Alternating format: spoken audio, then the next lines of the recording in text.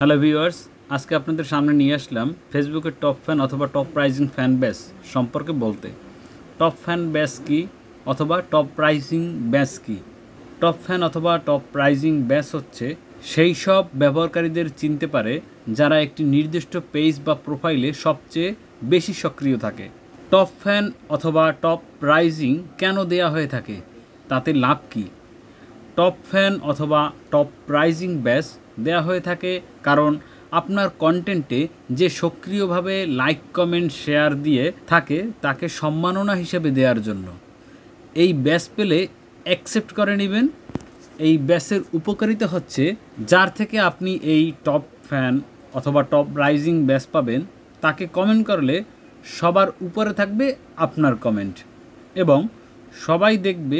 যদি ভালো লাগে তাহলে নিমেষেই আপনাকে ফলো করতে পারবে, তাতে করে আপনার ফলোয়ার বৃদ্ধি পাবে। এই ব্যাচগুলো আপনি চাইলেও চালু করতে পারেন। সেটা কিভাবে করবেন চলুন দেখা যাক। প্রথমে আপনার ফেসবুকে যাবেন। ফেসবুকে গিয়ে এখানে যে দেখতে পাচ্ছেন প্রফেশনাল মোড, এই প্রফেশনাল মোডে ক্লিক করবেন। প্রফেশনাল মোডে ক্লিক করার পরবর্তীতে এইখানে যে গ্রোথ লেখা দেখতে পাচ্ছেন সেখানে ক্লিক করে এখানে যে ফ্যান এঙ্গেজমেন্ট দেখতে পাচ্ছেন সেখানে ক্লিক করবেন।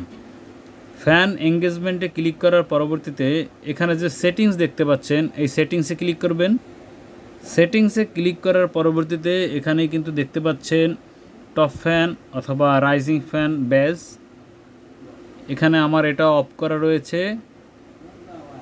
পরবর্তীতে এখানে দুইটাই ক্লিক করে অন করে নেবেন।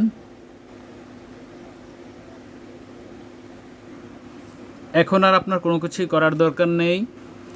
এখন মেটা অটোমেটিকলি করে দিবে।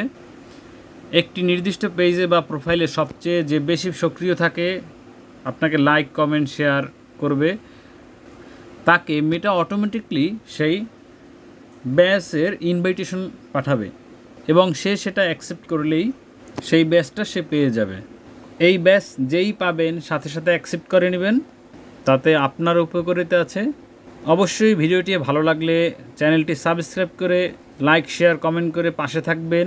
আপনার ভালোবাসাই আমাকে নতুন নতুন ভিডিও তৈরি করতে সাহায্য করবে। আপনাদের অসংখ্য ধন্যবাদ। ভালো থাকবেন।